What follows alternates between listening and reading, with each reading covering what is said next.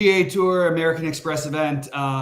We actually have some real golfers out here this week. I mean, there wasn't real guys, but we've got a little bit of a better field here. And Sheets, any overall thoughts before we jump into the Yes. So it's a very interesting hybrid type of GPP because usually you have the cut events where you have Thursday, Friday, then there's a cut, then Saturday, Sunday, and then sometimes you have the no no-cut events.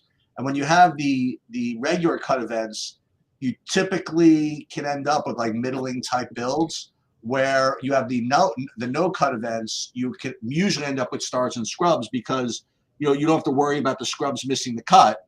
You're going to get 4 rounds regardless. So you could play the kind of cheapos and with without too much worrying about it. Here you have a hybrid because it's 3 rounds and then a cut.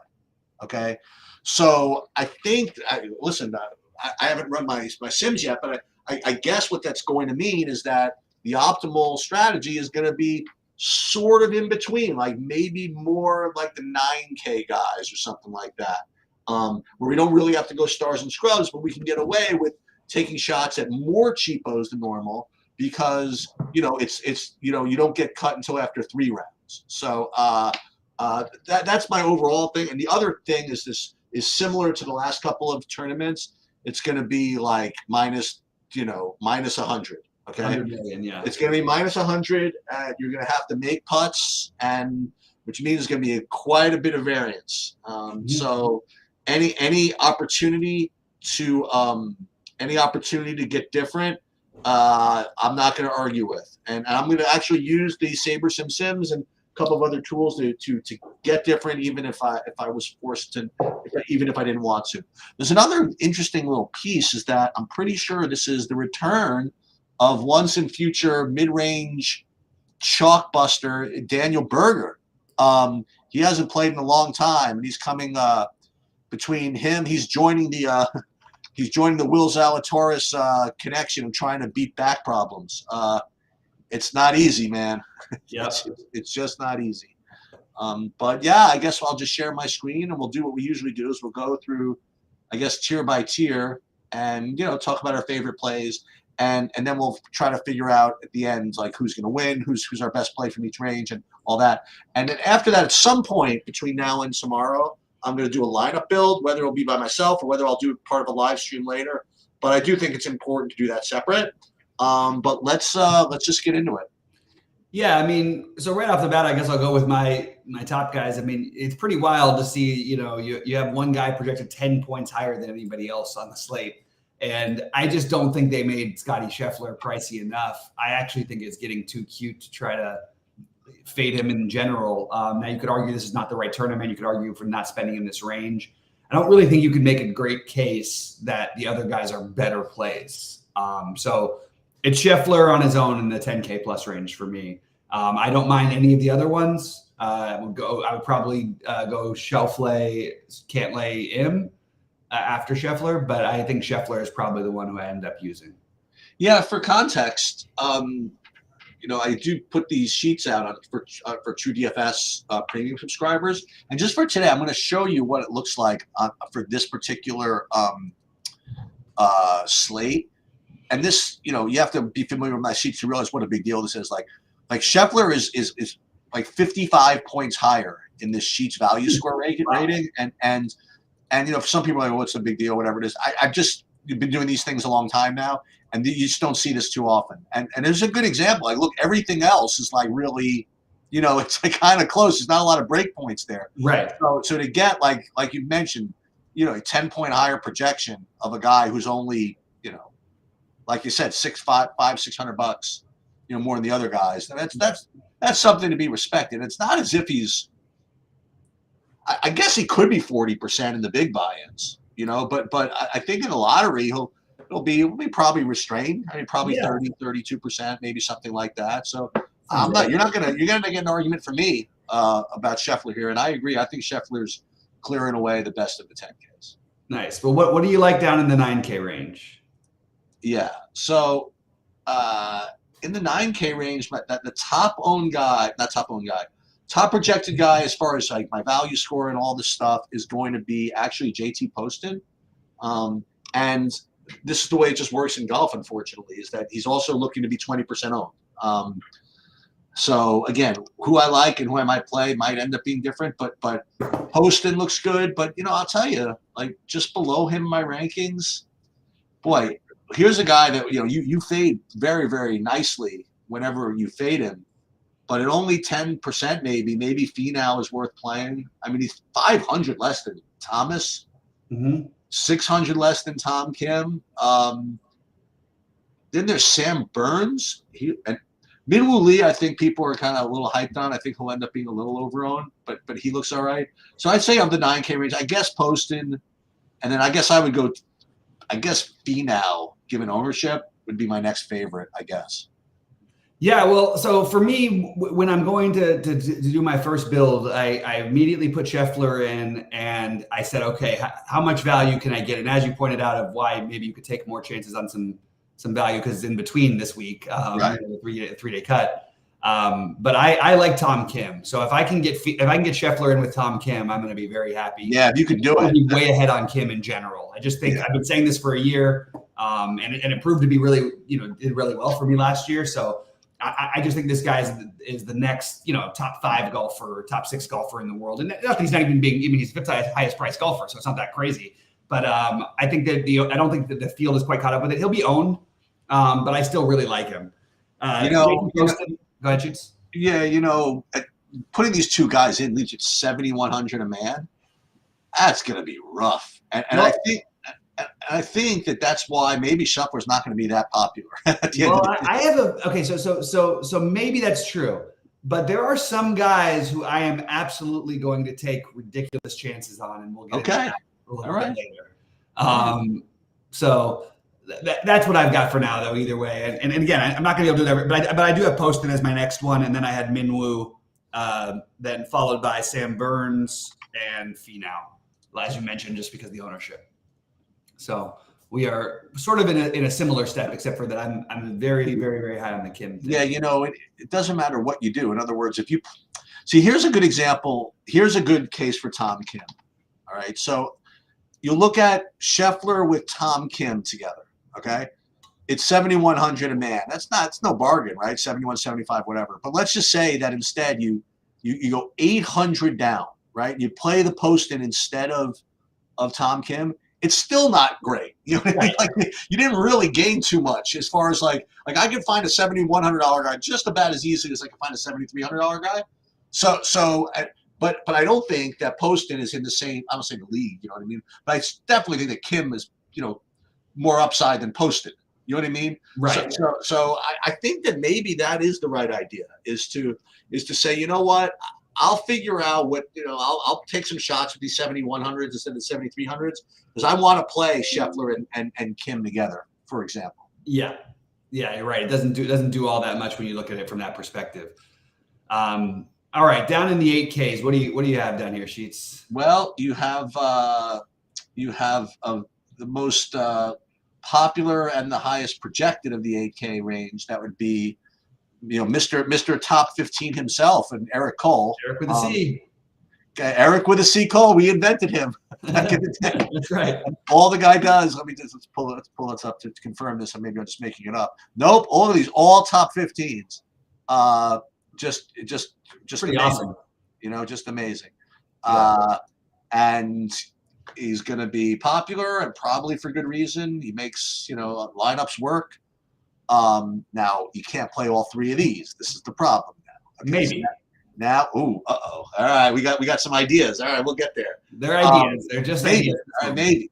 But okay, other 8Ks.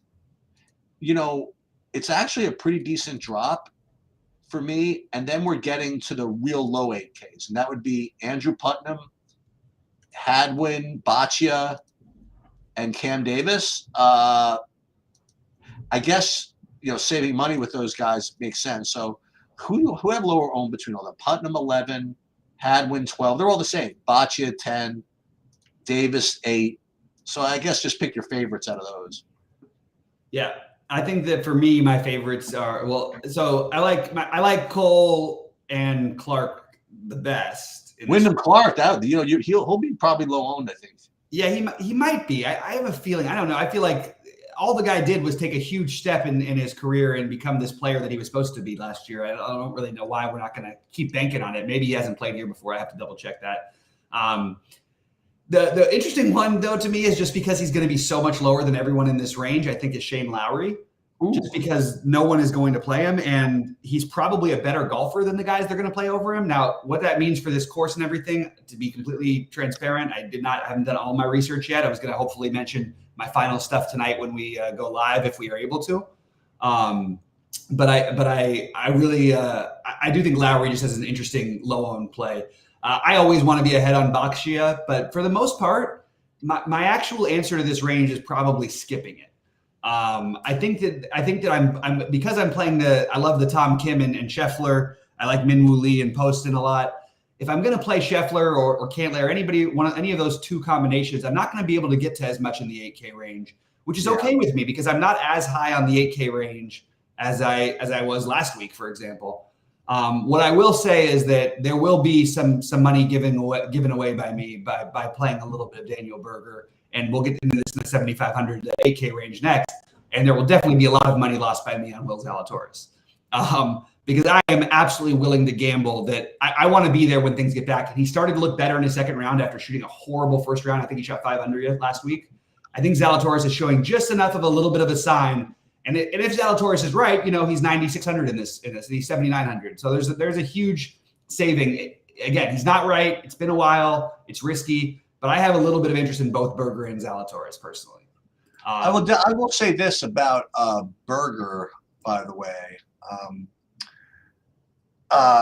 If you're going to pick a situation where your back problems might not be such a big deal, you want it where you don't need to hit the ball all that far. You know? And so it's a pretty good spot for him in general. But anyway. Yeah. You want to just 7,500 to now, or 75 to 79. Yeah, and again, the way we've been building here, it's like this is also probably the range which we're not going to even play as much, because we're going to probably want to get even lower. But in that range, I have Steven Yeager as my top play overall, and then Adam Schenk and Bill Hostler, and then it's a drop. I mean, all these guys look reasonable. I hate to say everybody, but like Noren, Rye, Pendrith, they're all under 10%. They all look reasonable. So I guess you have to take a stand somewhere. I guess Yeager would be my favorite. So I like that. I mean, I think that Yeager is the logical one. For me, it's Zalatoris. I'm going to do it. I don't care. This is who? Zalatoris is my favorite in the range. Okay. From 75 to 79. But I'm totally good with the Yeager idea. I feel like I want some. He never got me my money when he was like 6,300 and he was making top 20s, and I was still playing him, but I just couldn't get the right mix with him because I was very high on Yeager's future when after he killed it on the Corn Ferry Tour. I haven't really been able to catch the right one, so it's always weird for me to play him as a little bit with a little bit of ownership because I had so many chances when he wasn't, and I never quite got there. I agree with what you said. It's harder for us to play this range based on what we've been talking about. So I don't have as much in this range. I do have Keith Mitchell as a potential. I have Aaron Rye as a potential guy, but none of these are priorities. And then the one who I think is interesting, and he actually showed up pretty well on your value score, is Adam Schenk. So I just thought I'd mention him. But again, probably not going to be the majority of my builds in this range. Although I could go back to my Ryo Hisatsun, who at least made a little bit of a run for me. Ryo, that's right. I played him in my big one last week, and it was my stupid 5 of 6 decision ended up costing me a couple $1,000 because I ended up on Fitzpatrick as my spend up, which was the only guy who missed the cut. Everybody else was flowing. Anyway, but yeah, so I think Ryo and I think Nick Taylor are fine. But again, probably going to be looking at this next tier down because I'm going to be spending up on. All right, so who do you got? Okay. So 7,500. So starting from 7,400, I have Matt Wallace. Again, a guy, he was pretty good to me last week. I have Ben Griffin I actually really like both of these guys. A little bit of a tougher field this week, so maybe I should temper my expectations. In general, I love Justin Suh, but probably not going to be this week for me. They moved my Brandon Wu up. The Woos were great, and then they moved my Brandon Wu up to 7,300. So it's a little higher than I want to pay for him. Probably not going to get to him as much as I would Wallace and Griffin, but I don't mind him. The other ones, so I have Sam Stevens, Grayson Murray after the big performance last week, and the general plays well here, so I will take another shot with the general at 7K, as well as I thought there was a couple other. You have the other Wu, Dylan Wu at 7K and Doug Gim at 7K. All of these guys rate to me to be okay. I'm probably going to be mixing and matching. If I had to make a real stand on one of them, it probably would be Grayson Murray and Ben Griffin. Grayson Murray, Ben Griffin, Matt Wallace. And maybe, I wanted to ask you about this one because you usually like the KH Lee, and he was good last week. Maybe KH Lee. So maybe the 7,400 guys are my favorites in this range. Now, again, I know some people are like, Sheets, aren't you going to call him out on this? Like, we've mentioned everybody in the range. Okay. No. But I mentioned, though, that it was all mild, spreading them out. Well, my point is that in this particular case, Bobby's not wrong. In other words, if we're going to play those top three guys, I think it's very wise to just, depending on how many lives you play, whatever, is to just shuffle these guys, because none of them are really that much better than the other one. And it's not as if any of them are that much lower owned than the other one. They all look like they're going to be really unchalky. I guess the one that I see getting the most ownership is, not surprisingly, the one that I have rated the highest, and that would be Alex Smalley, but that's only 8%. You know what I mean? Right. So everybody's going to be under 10%. All the guys that you mentioned, and I'll just Smalley, Griffin, like all those guys you mentioned, I like. And I'll just throw in two others just because they're showing up just a little bit higher for me, just again to include in your shuffle. That would be Lee Hodges, and then I don't know if you mentioned Austin Eckroat, but him, and then the guy, the name, I always have one funny name guy that I want to play. It wasn't going to be Ben Coles, but he's in the shuffle as well. Where's the guy with the name, the French guy? Hold on. Oh, there is Matthew Pavon. So yeah. He's going to be kind of like the 7,200 name guy to play. So it'd be him or the Ben Coles, because I don't think there's much difference in any of these 7,500s and below. And I think that if you want to play the way we might want to play, to take a stand on just because what's his name, Smalley projects a little bit better. I mean, I don't think that's good enough. You know what I mean? I think you take your chances on the Tom Kim up at 98 and hope you're right on that, as opposed to just getting 35% of one of these 7,300 guys. I think you have to spread those guys out. Yep, absolutely. If you don't want to do any of that, I mean, what about the 6,800s? You like anything there, or 60? Yeah, why don't you start that one off, because I'm just making my list, and it's a long one because it's the same theory of just spreading out a lot of these different guys down here. Yeah, okay. So you know what? Who looks pretty decent. I mean, the top 6,900 guy on my rank is usually about 50th, just for context. And here the guy's rated 30th. Now, again, it could be because it's it's a 3/4 cut, whatever. But that would be Tyler Duncan. I'll throw that one in there. And then a guy who I have never played before, never heard of before, and that's just the way we like it. That's going to be a Jake Knapp, K-N-A-P-P. Jake Knapp with a K. What's the price on the Knapp? 6,800. Okay. So he's probably good if he's 6,800, right? I mean, yeah. I've heard the name. I just didn't know. So Jake Knapp with a K. That's what we're going to call him. All right. So excuse me, look at this. So he made the cut last week. He played 4 rounds. Yeah, that's something. And we'll take it. Anybody at 4 rounds and under 7, I think under 7, I think we take. Okay, so here are the ridiculous one. Here are mine. Some of them may not be ridiculous. Carl Yuan, Alejandro Tosti, Joseph Bramlett, Robbie McIntyre, the aforementioned Tyler Duncan, Joel Dahman, Carson Young, Kevin Kisner.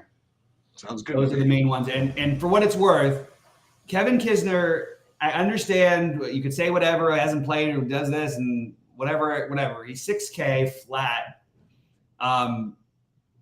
He and Peter Malnati are like the only guys you see regularly in tournaments who are like actually ever have any pricing and that you ever see at like 6K. So it just stood out to me that if I play Kevin Kisner, I can get a lot of other stuff in. It's occurring to me like Zach Johnson and Pearson Coody are the other two that I was considering. But I again, even though I'm spreading it out, I need to make a cut at some point. You know what I mean? Yeah. So those are probably the two that I end up a little bit lower on. But I don't think Zach Johnson is all that bad of a play. Just considering that he's 6,300, you're really just hoping for a cut making with a little bit of upside. But I like that strat. Oh, I forgot the one. Bad Mood, Kevin Streelman, and Ches Reavie. So I have a bunch of these guys to mix through while I want to play my tighter core of top guys, which I've only got like 6 of. So that's sort of the way I'm going to treat this week a little bit. All right, so let's get back. We'll have a little contest. We can't forget to not make the cut, guys. So let's we'll just start with the winner. So I guess you can go first. I'll take Scheffler. You'll take Scheffler, and you know what? I'm going to go Scheffler too. So there. Okay. All right. So how about top guy under 10K to make the top 5? I'm going just barely, and I'm going to say Tom Kim. Yeah, I will. I will dip down, and even though he's only been top 15 guy, I think we could squeeze Eric Cole into the top 5. So we'll make this his breakout one and get Eric Cole in the top 5. All right, I like that. Under 9K to make top 10. Under 9K to make top 10. I'm just looking at my notes here.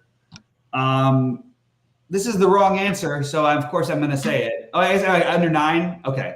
So I could have gone even with the something like the Cole thing or whatever. But I actually don't love that upper 8K range, and I want to stick true to what I was saying.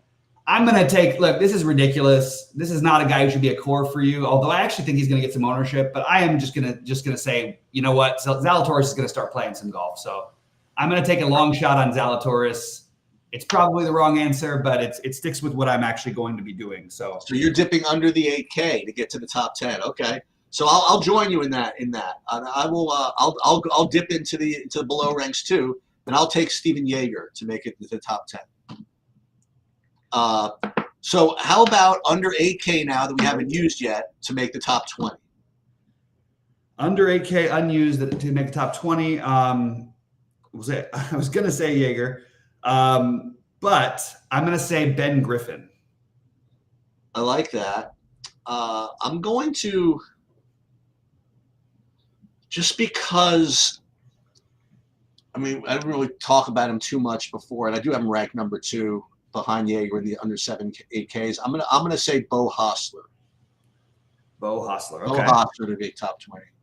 How about under 7K just to make the 3-day cut? I'm gonna say Carl Yuan. Ooh. Okay. You know what? I'm sorry. I'd actually like to change that one. I'm going to say McIntyre. Okay, and I will go with I usually do this with the 7Ks. I usually go with the top projected guy for me, and that would be Tyler Duncan. So I'll go Tyler Duncan. He was going to be my other one, but I figured to make the cut. What about a guy over 9K to miss a 3-day cut? Well, one guy whose name we didn't mention on this, and it's very interesting because he's showing up with a ton of ownership, and that would be Justin Thomas. Can we bet on maybe a little bit of the bad Justin Thomas still being there? That's the first one that stood out to me, but I think the correct answer is probably like a down week from Chris Kirk or something. So I'll say Chris Kirk, even though I actually think Thomas is kind of interesting to say that for. So I'm going to go with kind of a popular guy in general, but I just don't think that his skill set is particularly whatever. So I'm gonna fade Minwoo Lee. That's what I thought. So yeah, weird because we all like Minwoo, but part of why we like him is because he hits the ball 500 yards every time. Yeah, exactly. You don't really need that for this tournament. Exactly. So I'm gonna say he misses the cut. Yeah. But yeah, so keep on the lookout. Either I'll do a lineup build or we'll do one live later. In fairness, and just so you guys know, it starts what time? Like 11:30 tomorrow. It's a late start, so it's not. I may be able to do it in the morning, but nonetheless, you'll see a lineup build at some point from this. Yeah, sounds good. And if I'm around tonight and if we're able to do it, I'm going to try to be there. I've just got some stuff I got to take care of. Okay. Good luck to everybody today and this weekend, and hopefully we see you guys at the top of the leaderboard.